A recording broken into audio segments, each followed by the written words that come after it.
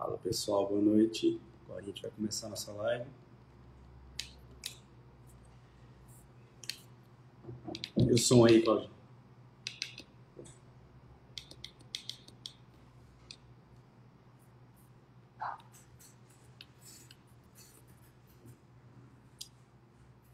Fala aí, Marcão, boa noite.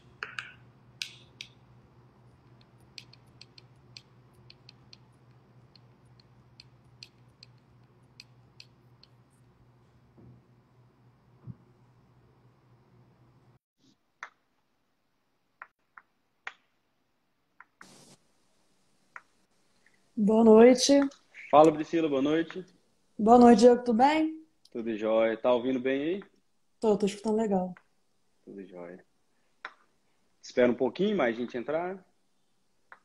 Acho que se já começar, a gente já Já pode pode ir começar. começando, né? Sim. Então, para quem não me conhece, eu sou o Diego Melo. Eu sou empresário do ramo imobiliário aqui em Anápolis, Goiás, a 50 quilômetros aqui da capital. E eu convidei a Priscila Perini para a gente estar fazendo uma live sobre leilões de imóveis, né? É um assunto muito interessante e que a Priscila vai aqui se apresentar e ela é perita no assunto. Pode se apresentar aí, Priscila.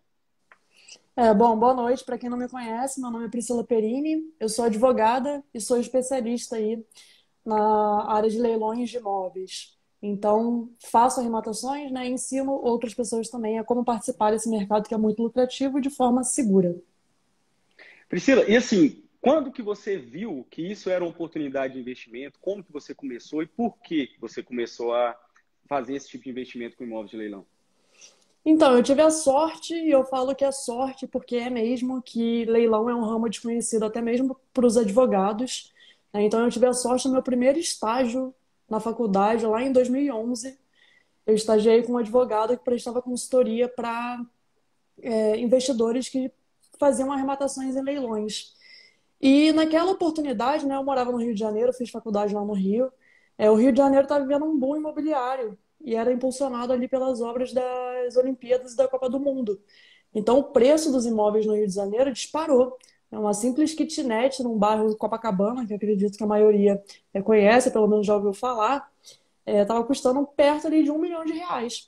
E aí eu vi, né, essas arrematações que aconteciam, inclusive um exemplo da primeira arrematação que eu vi era de um terreno em Copacabana, um dos últimos que existiam ali no bairro, e foi arrematado muito barato em comparação ali com os preços que estavam sendo praticados na época, porque ele tinha sido avaliado, era um leilão judicial, né, determinado pelo Poder Judiciário, tinha sido avaliado bem antes desse boom dos preços, e aí foi a leilão normalmente com desconto que já é aplicado no leilão, em cima também de uma avaliação que já era bem menor do que na época. E aí, naquele momento eu vi que leilão era maravilhoso. No escritório onde você trabalhava, prestou assessoria para esse cliente que arrematou, no caso, esse imóvel, né? Exato. Assessoria para o cliente Entendi. que arrematou esse imóvel. Você até falou que era um leilão extrajudicial. Quais são os tipos de leilão que existe para as pessoas que nunca arrematou, que não entende? Tem mais de um tipo? Quais são os tipos? Esse do exemplo que eu dei agora é judicial, né, que é determinado pelo Poder Judicial. Judiciário. A gente tem duas modalidades aí de leilão. A primeira, que são os leilões judiciais, que acontecem ali por ordem de um juiz, para que uma dívida que está sendo cobrada dentro de um processo judicial possa ser quitada. E a segunda modalidade são os leilões extrajudiciais. E essa modalidade de leilão pode acontecer até mesmo pela vontade do proprietário de colocar seu imóvel em leilão, né? Qualquer pessoa pode colocar o imóvel à venda em leilão. Mas a maioria absoluta ali dos casos de imóveis que vão a leilão extrajudicial são ali pelos leilões dos bancos. Por isso que as pessoas popularmente chamam os leilões extrajudiciais de leilões do banco, que é para cobrança ali da dívida que estava garantida pela alienação fiduciária. Então, o caso clássico é a pessoa não tem dinheiro para comprar um imóvel, vai lá, faz um financiamento, tem que dar uma garantia para que esse financiamento ali aconteça, né? O banco pede essa garantia. A E hoje em garantia é o dia, próprio imóvel, né? a forma utilizada de garantia é a alienação fiduciária, que é o próprio imóvel garantindo ali o pagamento da dívida. Uma vez que a pessoa deixa de pagar ali as parcelas que estavam previstas no contrato, o banco já pode começar o procedimento para levar o imóvel a leilão extrajudicial. Tocando nesse assunto é muito interessante, porque muita gente também fala assim: ah, mas eu não vou comprar imóvel leilão, que eu vou estar tirando o imóvel de uma família. Pelo menos para mim, já muitas pessoas já falou isso. Ah, não, eu vou estar desocupando uma família. Mas assim, o imóvel já não é mais daquela família, né? Ela já perdeu aquele imóvel, correto? Quando a gente fala de leilão extrajudicial, que é esse que a pessoa deu o imóvel como garantia para o pagamento da dívida, o que as pessoas não entendem é que quando elas fazem o financiamento, elas não são proprietárias do imóvel. Até que elas paguem a integralidade daquele contrato ali, o imóvel não é delas. A alienação fiduciária, ela tem essa característica, né? Tem a transferência da propriedade do imóvel para o credor. Agora, esse ponto é um ponto que eu recebo com muita frequência também. As pessoas chamam ali, acham que o arrematante é o vilão da história, né? Eu gosto de chamar isso de mito do arrematante malvadão. O que as pessoas não entendem é que leilão é um mecanismo muito importante de justiça. Se os leilões não existissem, os financiamentos, por exemplo, teriam um juros muito maior. Porque qual seria a vantagem do banco emprestar um dinheiro se ele não tivesse ali como cobrar essa dívida, né? Se o leilão extrajudicial não existisse? Então o banco iria elevar muitos juros e aí grande parte da população não ia ter acesso ali a esse financiamento para comprar a casa própria. E nos leilões judiciais a mesma coisa também, né? O imóvel está indo a leilão porque uma dívida está sendo cobrada dentro de um processo judicial. Um exemplo clássico aí de leilão judicial é por dívida de condomínio. Quando uma pessoa deixa de pagar condomínio, o condomínio não fica mais barato. Os custos do condomínio não vão mais mudar. Todos estão pagando o que o Todo outro deixou mundo de vai pagar, né? dividir a conta que aquela pessoa não paga. Então, é um bem para toda a coletividade do condomínio que esse leilão aconteça e o condomínio consiga receber ali o que ele tem direito e alivie a conta para todo mundo que estava rachando ali aquela dívida mensal. E para explicar para essas pessoas também que não entendem, em termos de judicial, no qual você falou de banco, no caso o banco já tomou aquele imóvel daquela pessoa, no cartório já está no nome do banco, né? Ele está vendendo o imóvel ali que é dele, né? Exato, tem um procedimento, né, para que o leilão extrajudicial aconteça, que é a consolidação da propriedade, que é exatamente isso, né? O banco fica como proprietário do imóvel, transfere definitivamente a propriedade para o nome dele e aí vai realizar o leilão. Entendi. Deixa eu te falar, hoje, assim, qual imóvel que você já teve o maior percentual de lucro e qual que você já teve o menor percentual? Falando em termos de investimento, né? Você compra hoje para revender, você não coloca nenhum para alugar, tá? Hoje você só compra, reforma e revende.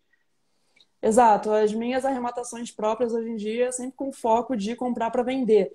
Eu estou numa fase aí que eu considero que é a fase de aumentar patrimônio. Então, os leilões eles são muito interessantes para aumentar patrimônio ao longo do tempo. Para quem já tem ali um patrimônio mais considerável e quer gerar uma renda passiva, leilão é interessante também para comprar e alugar o imóvel. Aqui um ponto interessante, né? Porque eu sempre faço questão de falar aqui no meu perfil de lucro líquido, que é isso que importa quando a gente fala de qualquer tipo de investimento, né? Porque tem gente que fala de leilão como lucro bruto. Lucro bruto não importa. Eu falo de lucro líquido, considerando até o imposto de renda que eu pago quando eu vendo esse imóvel com lucro.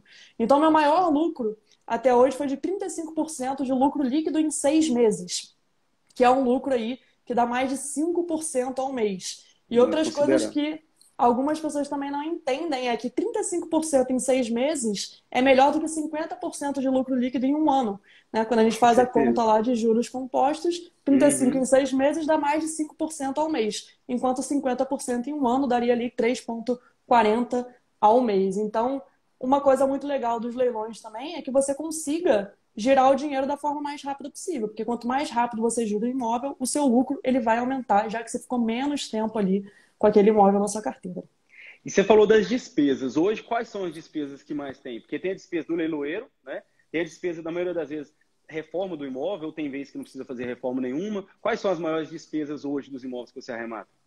Além do valor da arrematação, em leilão a gente tem a comissão do leiloeiro, que é o profissional que realiza ali o leilão, que via de regra a comissão é de 5% sobre o valor da arrematação. A gente tem os outros gastos que qualquer compra de imóvel tem, que é o pagamento do ITBI, que é o imposto de transmissão ali dos bens imóveis, o registro do imóvel em nome do arrematante, então isso não muda se é mercado tradicional ou os leilões. Né? É interessante que você já coloque na sua conta inicial, que eu chamo de viabilidade financeira, né? Você calcular tudo aquilo que você vai ter de despesa da arrematação até a venda. Então já orçar ali de acordo com as informações que você levantar do imóvel, quanto que você gastaria de uma reforma. E eu sempre mostro aqui que eu faço reformas básicas, né? Não faço nada muito elaborado. Você também precisa contar ali com o prazo da arrematação até a venda, porque não adianta achar que vai arrematar num dia e no mês seguinte vai vender, né? A gente está falando de um imóvel. O imóvel não tem uma liquidez tão rápida, né? A gente precisa ter um prazo real, né? Eu tenho um prazo bem real aí das minhas arrematações, que é 12 meses entre arrematação e venda, passando ali por desocupar o imóvel, regularizar a documentação, eventual reforma, e aí o tempinho lá até a venda. Então eu sempre calculo 12 meses ali de gastos, como IPTU e condomínio. E na venda, a gente tem gastos também, que é a comissão do corretor, né? E o imposto de renda sobre o lucro. Então, tudo isso ali precisa fazer parte da conta da viabilidade financeira, para saber exatamente o máximo de lance que alguém pode oferecer no leilão, né? Dentro do lucro líquido mínimo que espera daquela operação. É assim que a gente define quanto que a gente pode oferecer naquele leilão. Você falou que coloca em torno aí de um prazo de 12 meses, mas você já teve algum imóvel que ficou ali engastalhado ali, que demorou para vender, que você ficou com mais do que esse prazo na sua carteira, esse imóvel? Eu tenho um imóvel até hoje que eu demorei mais de 12 meses para vender e eu vendi em 14 meses, então nem ficou muito longe. Muito O longe. interessante dessa conta lá da viabilidade financeira é o seguinte, né? O que mudou da minha previsão em vender em 12 meses para vender em 14 meses? A única coisa que mudou foram 2 meses a mais de IPTU e condomínio. Então isso é muito pouco em comparação com o lucro que eu tive, né? Praticamente não impactou em nada do lucro que eu já esperava que aquele imóvel, né? Que a venda daquele imóvel pudesse ali me gerar. Vamos falar sobre o antigo proprietário, né? O inquilino que está lá morando no imóvel. Muitas pessoas também têm medo, né, de comprar imóvel de leilão justamente por causa disso. Ah, mas como é que eu vou tirar a pessoa de lá? A pessoa não vai querer sair. Você já teve algum problema desse também? Qual que é o procedimento jurídico que tem que ser feito? A desocupação é o maior mito dos leilões, né? Parece que todo mundo conhece alguém que já arrematou. As pessoas falam assim, né? Conhece alguém que já arrematou e não conseguiu desocupar. Mas na prática mesmo, quando você para conversar com a pessoa, nem é ela que conhece, né? Alguém contou a história para ela e ela vem repetindo aquilo Desse ali jeito. como se fosse uma verdade absoluta.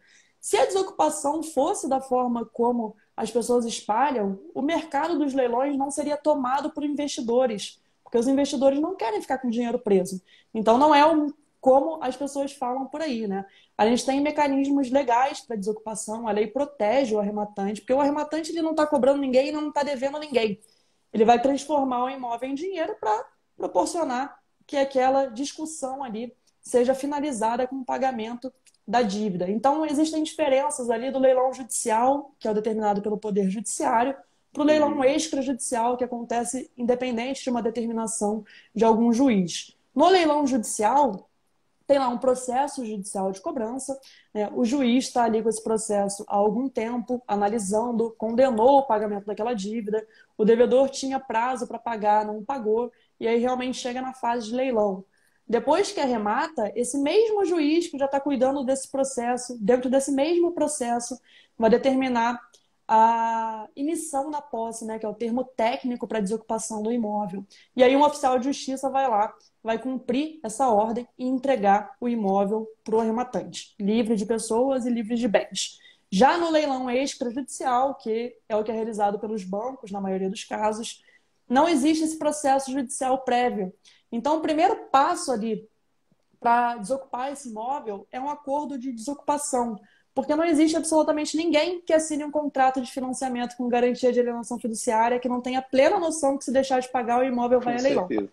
Todo mundo sabe disso que Sabe? faz um contrato de financiamento. Então a pessoa, muitas vezes, ela já está ali só esperando o momento dela sair.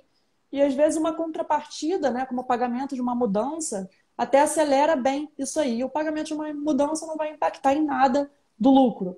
Então, diria aí que em quase 90% dos casos de leilões extrajudiciais, o acordo é sim possível, né? É bem possível realizar um acordo. E se não conseguir, a própria lei estabelece lá o que a gente chama de ação de missão na posse.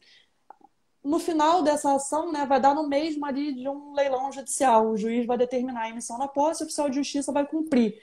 E o que a lei diz para esses casos de leilões extrajudiciais? Que o juiz vai determinar que a desocupação aconteça em até 60 dias.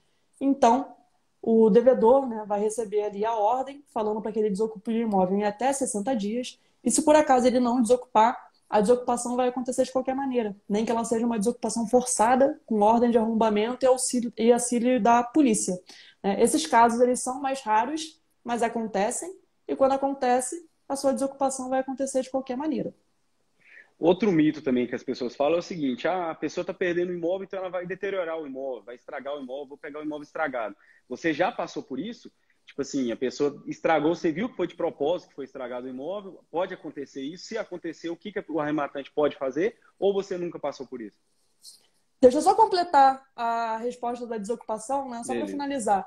Um prazo médio aí para uma desocupação por via judicial, que é aquela que você não vai conseguir um acordo, fica entre 3 e 6 meses depois da arrematação. Desde Dentro do que prazo de um ano que você já estipula. Exato, né? Desde que tudo que precisa ser analisado para um leilão seja analisado antes, né? Leilão não é só olhar o desconto e achar que é um bom negócio. Tem várias coisas que a gente precisa analisar.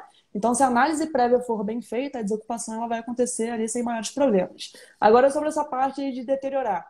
Eu nunca tive um imóvel meu que foi deteriorado ali, né? Que a gente via que era algo proposital. Eu já peguei imóveis que estavam em estado de conservação ruim, e eu acho que isso até é natural. Se a pessoa tem dívida, a gente não espera que ela gaste o dinheiro reformando o imóvel. Com Mas se ela certeza. tem dívida, a gente espera que ela pague a dívida. Agora, se acontecer, né, isso é crime. A pessoa está cometendo um crime, porque o imóvel não é mais dela.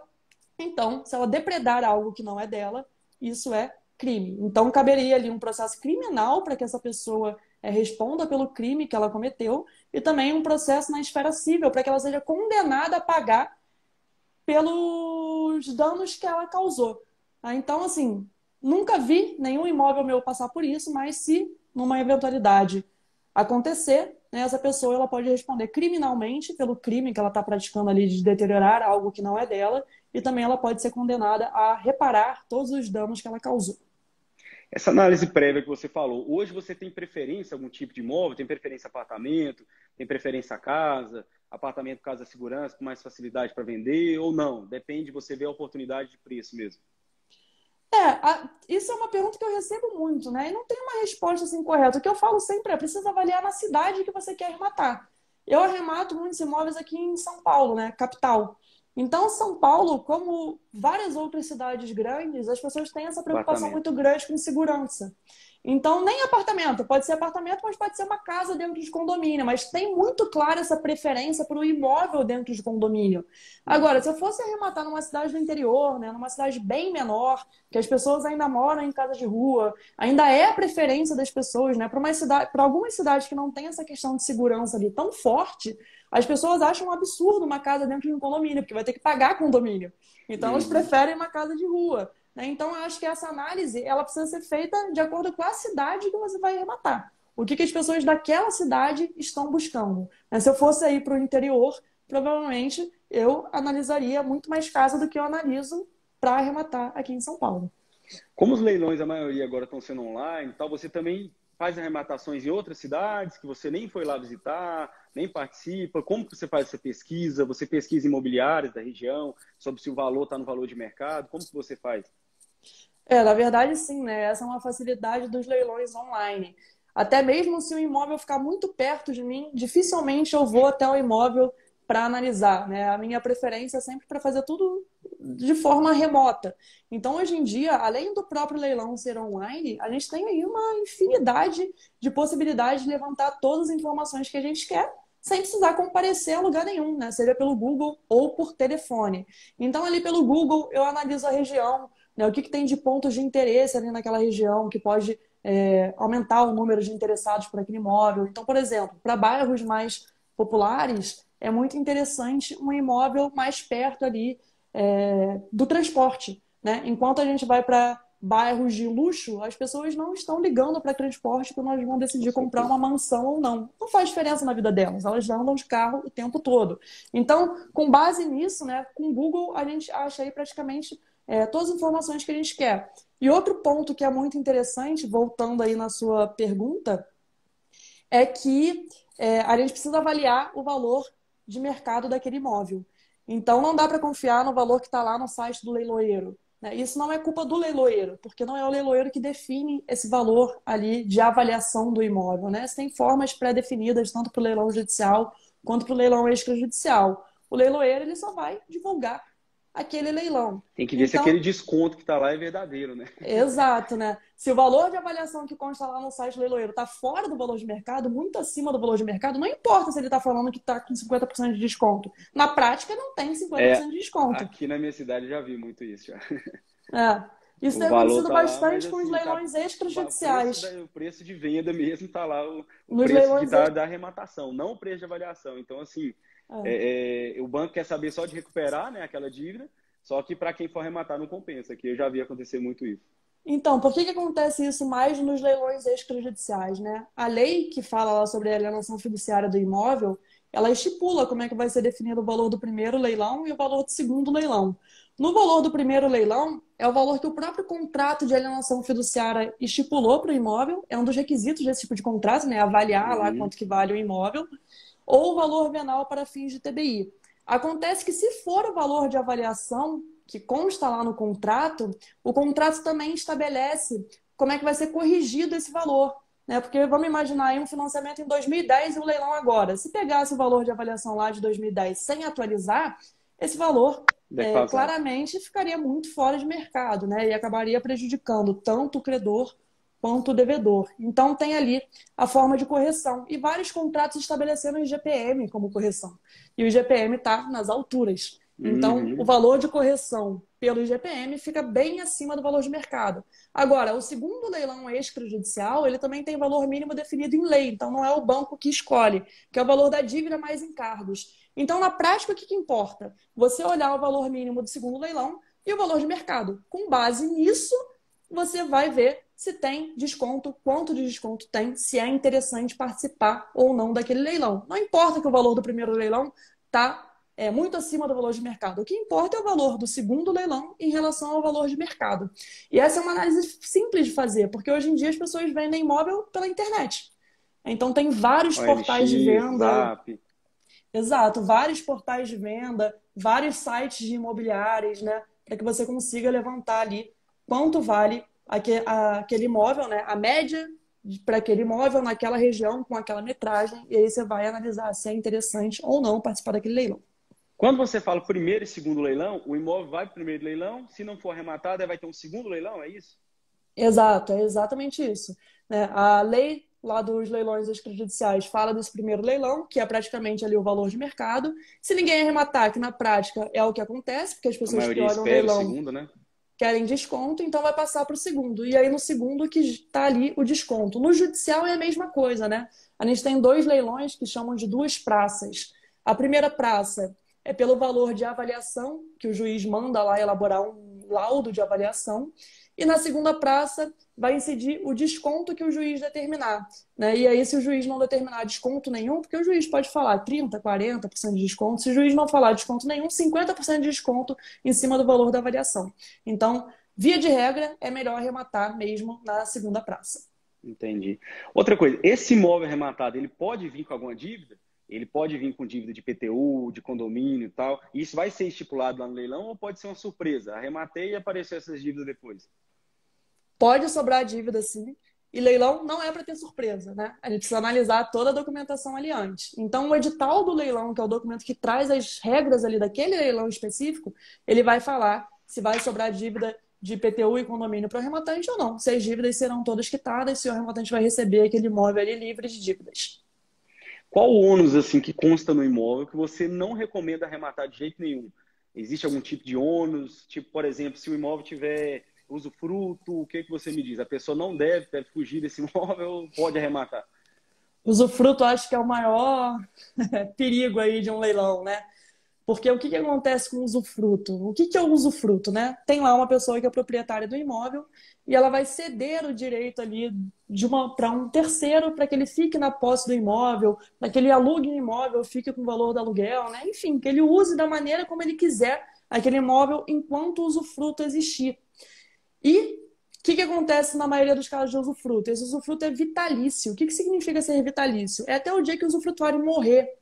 E esse é um ônus que o leilão não cancela, porque o leilão cancela vários ônus e outros não. O usufruto é um ônus que o leilão não cancela. Então, se existir um imóvel que tem na leilão judicial que tem um usufruto, O arrematante, na verdade, ele vai arrematar a propriedade, né? Ele vai ficar no lugar do que a Não gente a chama de posse. nu proprietário. Mas ele vai ter que respeitar o direito do usufrutuário. E o direito do usufrutuário é de ficar na posse do imóvel. Se a gente fala de um usufruto vitalício, significa esperar o usufrutuário morrer. Quando é que isso vai acontecer, né? Não tem como falar. Pode ser que a pessoa viva Pode aí demorar muito bastante. tempo, pode ser que se demore anos para tomar posse do imóvel. Então é um termo ali que, ao encontrar a matrícula, precisa de muita atenção, porque pode ser que você arremate e aí você fique ali sem possibilidade de tomar o imóvel por anos, né? Tomar posse do imóvel por anos. E aí tem gente que acha que só vale o desconto. Então, vê lá, E muitas 50% de pessoas têm, desconto, acha que é é, bom. Aí depois que mas não arremata, vai vai levar o descobrir que imóvel. não vai tomar posse do imóvel. E muitas pessoas têm esse medo, mas assim, lembrando que a matrícula, ela é pública, né? Então a pessoa pode Exato. tirar mesmo, vai ter no edital, como você falou, né? Mas ela pode no cartório da cidade puxar a matrícula do imóvel e ela vai saber se tem usufruto ou não, né? É exatamente isso, né? Leilão não é só análise do edital, é edital, matrícula e eventuais processos. Se existir usufruto, está na matrícula, né? O edital também vai repetir o ônus, mas como você precisa sempre analisar tudo em conjunto, está na matrícula. Bateu o olho, você já tem que saber o que significa aquele ônus para que você fique de fora daquele leilão. E a matrícula ela é pública, né? Qualquer interessado pode pegar. E Isso. hoje em dia a gente tem várias facilidades que você não precisa mais ir ao cartório para pedir uma matrícula, né? Existe a possibilidade de você pedir uma matrícula online, que sai ali na hora, Online. pagando bem menos que você paga Uhum. no cartório. Então, a vida de quem arremata está cada vez mais fácil. Inclusive, hoje em dia já existe possibilidade de fazer documentação do imóvel de forma eletrônica Tudo também, sem precisar online. botar o Uhum. pé no cartório. Então, Assinatura está eletrônica. cada vez mais fácil aí comprar imóvel, seja no mercado tradicional ou nos leilões. Os outros ônus vão, que não aparece a matrícula, né? Como IPTU, como condomínio, aí no caso esses ônus vão estar constando ali no edital, né? A responsabilidade pelos ônus consta no edital. Se vai sobrar Entendi. IPTU e condomínio para o arrematante. Aí a gente, Vai só se para. não constar a dívida expressa, né, a gente tem formas de levantar essa dívida tanto de IPTU quanto de condomínio. E qual que é a forma que você faz para saber quais são os leilões seguros, os leiloeiros que são de confiança? Não sei se é assim, se é o termo certo de usar, né? Mas assim, como que a pessoa vai pesquisar para saber se aquele leilão é de confiança ou não? A gente tem milhares de leiloeiros oficiais espalhados pelo país. Qualquer leilão realizado por qualquer um desses leiloeiros oficiais vai ser um leilão legal para você participar, um leilão seguro, né? E aí, como conferir se o leiloeiro ele é um leiloeiro oficial ou não? Existe em todo estado a junta comercial do estado, né? E o requisito para que um leiloeiro seja um leiloeiro oficial é que ele tenha inscrição na junta comercial de algum estado. Hoje em dia a gente não tem mais a necessidade do leiloeiro ser inscrito na junta comercial do estado que ele vai realizar leilão. Até porque hoje em dia os leilões são online, então ficou muito mais fácil, né? A gente tem leiloeiro aqui de São Paulo que realiza leilão no país inteiro, porque essa facilidade dos leilões online permite que a pessoa, através de cliques no mouse do seu computador, em qualquer lugar do mundo, consiga arrematar um imóvel. Então, o que você vai fazer, né? Quando você achar um site de um leiloeiro, e uma boa forma de achar o site dos leiloeiros é exatamente olhando para essa lista da junta comercial, você vai conferir lá a matrícula que o leiloeiro está informando e o estado em que ele está inscrito. A partir do momento que ele forma a junta comercial, né, de que estado que ele está inscrito, você vai na internet, no site da junta, levanta ali a listagem dos leiloeiros e confere se aquele leiloeiro existe ou não. E aqui um ponto de Então, cada atenção, né? leiloeiro tem a sua matrícula de identificação. Exatamente, na junta Ah, comercial de algum estado do país. E aqui um ponto de atenção, né? Porque quando algum golpista cria um site de leilão, ele não vai botar o nome de um leiloeiro que não existe, né? A maioria dos sites usam o nome de leiloeiros que oficiais, existe. né? Até para poder ficar ali um golpe um pouco melhor de ser aplicado, né? Então, o que você precisa fazer? O site da junta comercial, ela sempre apresenta, além do nome completo do leiloeiro, da inscrição, os contatos oficiais do leiloeiro. Então, e-mail e telefone, né? Encontrou um site, está ali na dúvida? Vai lá na junta comercial, levanta os dados do leiloeiro, liga para aquele telefone e fala, olha, estou aqui conferindo o site, seu site é realmente esse que eu estou olhando? Pronto. Nenhuma chance de cair em golpe fazendo isso. É algo muito simples que várias pessoas deixam de lado e que evita aí um transtorno gigantesco, né? E tem uma dicasinha que não dá para a gente levar isso aí em 100% dos casos, mas é uma dica bem legal que o site do leiloeiro, na maioria dos casos, termina com .com.br. Então, se você encontrar um site que é só .com ou um site que termina com qualquer outra coisa diferente de .com.br, já é um sinal de alerta, para você ligar um alerta ali que existe Tem grande chance grande daquele chance site de ser ser, um golpe. ser feito, né? Entendi. Sobre as vendas diretas dos imóveis da Caixa, não sei se você tem alguma informação sobre isso. Aqueles imóveis que a Caixa disponibiliza ele para venda direta, eles já passaram do leilão, do primeiro leilão, do segundo leilão, aí não foi leiloado, aí ele está ali naquela venda direta?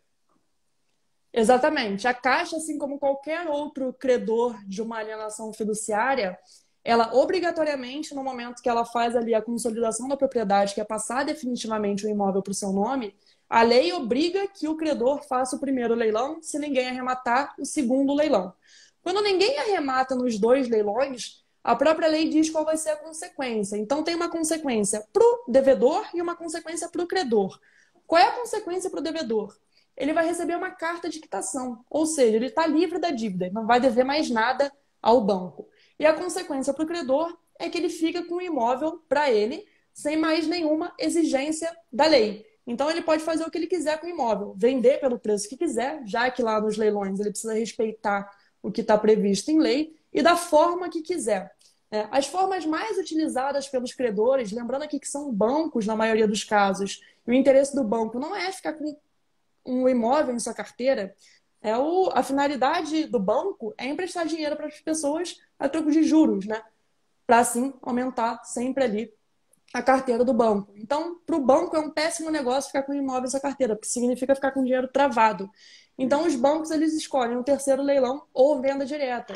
E aí é muito comum que a gente encontre muito desconto nesse terceiro leilão e nessa venda direta, exatamente porque o banco ele quer vender da forma mais rápida possível aquele imóvel. A Caixa, como é o banco que mais realiza financiamento no país hoje, né, cerca ali de 70% dos financiamentos são da Caixa, ela tem um grande volume ali de imóveis retomados. E ela tem essa parte de pós-leilões obrigatórios muito bem estruturada, né? A Caixa tem um site lá, bem dividido, com todas as cidades, né? Com várias É possibilidades de aquele você caixa filtrar. X, né? A pessoa pode pesquisar, tal, né? Na sua própria cidade, tudo.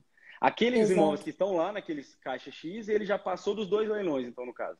É exatamente isso. Passaram pelos dois leilões e ninguém arrematou. Aí a Caixa está vendendo lá da forma como ela quiser, que ela coloca lá em venda direta e aplicando um desconto também em relação ao valor de mercado.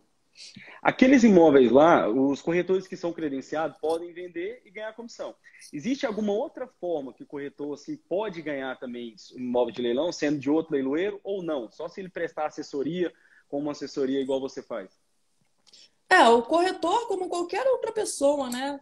Tem quem acha aí que consultoria em leilão é exclusivo de advogado, e não é. Né? Tem muito investidor de leilão, muita gente conhece muito mais o mercado do que vários advogados que nunca atuaram em leilão. Então, qualquer pessoa, a partir do momento que ela tem o conhecimento que é necessário para passar a segurança para que alguém arremate o imóvel, ela já pode começar a prestar consultoria e lucrar com isso. É uma área muito rentável, é prestar consultoria aí para investidores que têm o dinheiro e não querem aprender ali como fazer de forma segura. Então, na Caixa especificamente, ela paga a comissão para os corretores credenciados, né? Mas Isso. nada impede que qualquer outro corretor preste consultoria ali para clientes em qualquer tipo de leilão, seja um leilão judicial ou outro leilão extrajudicial. Então, a pessoa que ela quer começar a arrematar, ela não precisa ser advogado, não precisa ser formado, nada, né? Ela Não. tendo as informações corretas, como você está falando, ela consegue tranquilo. É exatamente isso. É saber ali olhar a documentação e interpretar os termos corretamente, né? E aí que está a grande barreira de entrada dos leilões, é a falta de conhecimento só. Porque você não precisa ter nenhum tipo de formação, né? Você não precisa ter nem segundo grau completo. Tem gente aí que arremata vários e vários imóveis em leilão e que nunca chegou perto ali de pisar em nenhum tipo de faculdade, mas tem todo o conhecimento para ter segurança ali. Bate o olho num termo e já sabe automaticamente o que aquele termo significa e qual vai ser o ônus ou não, né, para aquele leilão. E aí E participa de quem forma quer segura. começar? Quem quer começar nesse ramo, mas assim, não, eu tenho um capital pequeno. Existe alguns leilões que possibilitam o financiamento também daquele imóvel que está ali para ser arrematado ou não? Existe. Os leilões extrajudiciais possibilitam financiamento. E aí cada credor, né, cada banco é livre ali para estipular se vai ou não aceitar financiamento. Como os bancos são muito acostumados a realizar financiamento todos os dias, né, é bem comum que a gente encontre possibilidade de financiamento nos leilões extrajudiciais com prazo até de 420 meses. A venda direta da Caixa, que você falou agora há pouco, ela é uma ótima forma de começar tirando pouco dinheiro do bolso. E Porque a financiando, né? Caixa, financiando, porque a Caixa coloca a possibilidade de financiamento em vários imóveis que estão em venda direta e um benefício muito grande para quem quer realizar ali financiamento, que é uma entrada de somente 5% do valor de imóvel. Quando a gente fala aí de mercado tradicional, né, a regra é que a gente precisa dar pelo menos 20% de entrada e financiar os outros 80%. Então, veja, a Caixa coloca em possibilidade que ela não coloca normalmente aí para imóveis de mercado tradicional, ela coloca nesses imóveis de venda direta a possibilidade de arrematar, né, de comprar, pagando somente 5% de entrada e financiando aí os outros 95%. E aí é uma bela forma de você Para começar quem com quer pouco começar, né? dinheiro. Porque as pessoas acham também, tem muita gente que acha que uma vez que o imóvel está financiado, você não consegue vender o imóvel até pagar aquele financiamento inteiro, Mas né? não tem nada a ver. Não tem nada a ver, são transações aí que acontecem todos os dias no mercado tradicional. Você pode muito bem Interveniente quitante. vender o imóvel que está financiado para uma pessoa que vai comprar com financiamento através de Uhum. interveniente quitante. E aí, como você Não, com comprou certeza. aproveitando um desconto, tirando pouco dinheiro do bolso, o seu lucro vem disso. Você vai vender um pouco tempo depois, né, pelo valor ali tradicional de mercado ou próximo ao valor tradicional de mercado, e aí você realiza o lucro e já parte para outras arrematações. Só tem que fazer aquela conta que você falou, né? Dos 12 meses ali e tal. Até porque Exato, nesse exato. ponto do financiamento vai somar a parcela, né? Não vai ter só o IPTU e o condomínio, vai ter a parcela também, né? Exato, eu acho engraçado que tem gente que fala de leilão e fala assim, na venda direta da Caixa, você pega lá um imóvel de 100 mil, financia e tira só 5 mil do bolso. E a pessoa faz o quê enquanto não vende o imóvel? Deixa de pagar o financiamento e perde o imóvel para leilão? A Aí pessoa tem que contar. vira um ciclo, né? Pois é, não adianta, né? Além dos 5% de entrada, precisa calcular ali toda a viabilidade financeira até o momento da venda, né? Colocando aquele prazo médio que eu falei de 12 meses, você precisa contar que você vai ter 12 meses de parcelas mensais para você pagar. Então você faz a conta toda direitinho e aí você consegue saber se vai lucrar ou não com aquilo. Tá, já então, Priscila, muito obrigado. Obrigado por ter aceitado o nosso convite aqui. Tenho certeza que tirou a dúvida de muita gente. E deixa eu ver se tem alguma pergunta aqui interessante aqui para você estar respondendo. Teve uma pergunta aqui do F. Barbalho, perguntou se você paga o imposto de renda muito alto, visto que arrematou um imóvel por valor menor do que o valor que foi vendido. Esse ganho de capital, essa diferença é muito alta desse imposto? A gente tem imposto de renda na venda do imóvel com lucro, né, que para a pessoa física fica ali com uma alíquota de 15% para ganhos de até 5 milhões, 15% em cima do lucro, né, não do valor da venda. E aí o que muita gente não sabe é que existem várias coisas que a gente pode somar ao que de fato a gente pagou ali pelo imóvel. Tem gente que acha que a conta do lucro é venda menos valor da arrematação, aqui no nosso caso de leilão, e aí vê lá a diferença, o lucro, tira lá a alíquota de 15%. E não é assim que a conta é feita, né? A nossa lei permite que a gente some vários custos, chamando ali nossos custos de aquisição. Então não é só o que de fato a gente pagou pelo imóvel. O que pode entrar com os custos de aquisição que você vai somar ao que você pagou pelo imóvel? Você pode somar a comissão do leiloeiro, você pode somar o ITBI, você pode somar os custos com a documentação do imóvel, com o registro. Se você fez reforma, você vai somar os custos dessa reforma. Se você arrematou com financiamento, você vai somar os juros que você pagou do financiamento. E na venda do imóvel, você vai abater ali a comissão do corretor que você pagou. Então, é com base nisso que você vai tirar os seus custos de aquisição. Então, veja, os custos de aquisição são muito superior ao valor que de fato você pagou pelo imóvel. E usando algo que a lei estipula, você consegue diminuir muito o seu imposto. De quem faz a conta simples, venda menos compra. Então, até nisso, né, o conhecimento ele te ajuda. Porque só esse simples conhecimento já evita ali que você pague mais imposto do que você tem que pagar. A gente tem que pagar todos os nossos impostos de forma correta para não ter nenhum problema, mas pagar o certo, e não mais do que a gente precisa pagar. Porque e aí, teve os custos mesmo, tem que abater, né? Exato, e aí com base nisso você vai tirar ali, esse aqui é o meu lucro para fins de imposto de renda, em cima disso, 15% da alíquota lá do imposto de renda sobre ganho de capital. E ainda existem isenções que a pessoa física ela pode usar quando ela vende ali um imóvel, né? Então as principais isenções são a venda do único imóvel por até R$440 mil, desde que não tenha alienado outro imóvel nos últimos 5 anos. Né? Então, vamos supor, a pessoa está começando no mercado dos leilões, não tem ali nenhum imóvel no nome dela, nem vendeu outro imóvel nos últimos 5 anos. É natural que essa pessoa escolha um imóvel ali com um valor mais baixo no começo, né, para iniciar. Então, ela comprou esse, vendeu por até 440 mil, respeitando lá o requisito de não ter alienado nenhum último nos 5 anos, está isenta de imposto de renda. Não vai pagar nada de imposto de renda, ainda que ela tenha um lucro muito alto nessa venda dela. E a segunda isenção, que é muito interessante para quem arremata imóvel em leilão também, é a venda do único imóvel residencial para comprar outro imóvel residencial em até 180 dias. Então é isso que a maioria dos arrematantes faz, né? Arremata imóveis ali em sequência. A pessoa só tem dinheiro para arrematar um, beleza, ela vai arrematar um, vai vender, vai usar o dinheiro para comprar outros imóveis em leilão. Vendendo residencial para comprar outro residencial em 180 dias, ela está isenta também, não vai pagar nada de imposto de renda. Essa isenção pode ser utilizada uma vez a cada 5 anos. Então, utilizando aí as isenções e pagando corretamente, né, calculando corretamente o imposto, você consegue ali pagar um imposto legal. Isso também não é nenhuma surpresa, né? A gente já sabe que, excluindo ali os casos de isenção, a gente precisa pagar imposto quando a gente vende o imóvel com lucro. Então, na viabilidade financeira, aquela continha que eu falei completa lá, você já coloca também quanto que você vai pagar de imposto de renda e aí fica tudo certo. Nenhuma surpresa também.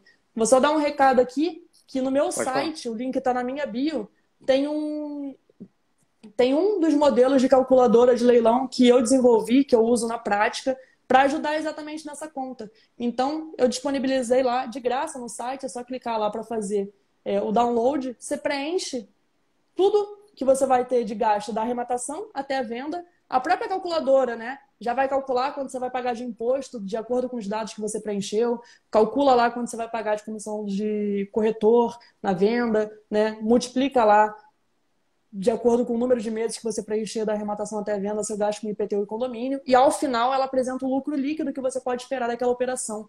Então é só preencher que ela te apresenta o lucro líquido e aí você já entra no leilão sabendo certinho o que você pode pagar, o máximo que você pode pagar para aquele imóvel, de acordo com os seus interesses, do lucro líquido mínimo que você espera daquela arrematação. Não, bacana. Tem muitas pessoas perguntando aqui também sobre curso. Você tem um treinamento, não tem? Para ensinar como fazer arrematações e tal?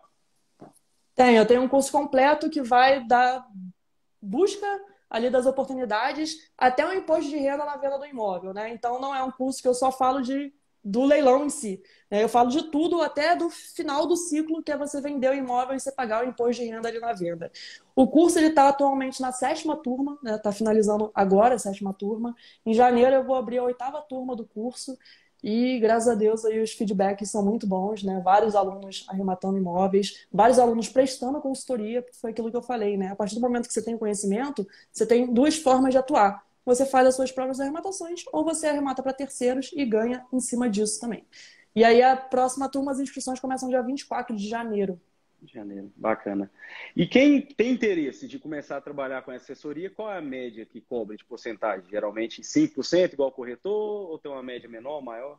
A média do mercado fica entre 7% e 10% do valor da arrematação de cada imóvel. É isso que o mercado pratica em média. 7% a 10%. Beleza, Priscila, muito obrigado. Boa noite. Obrigado por ter aceitado nosso convite. E tchau, tchau. Até o próximo.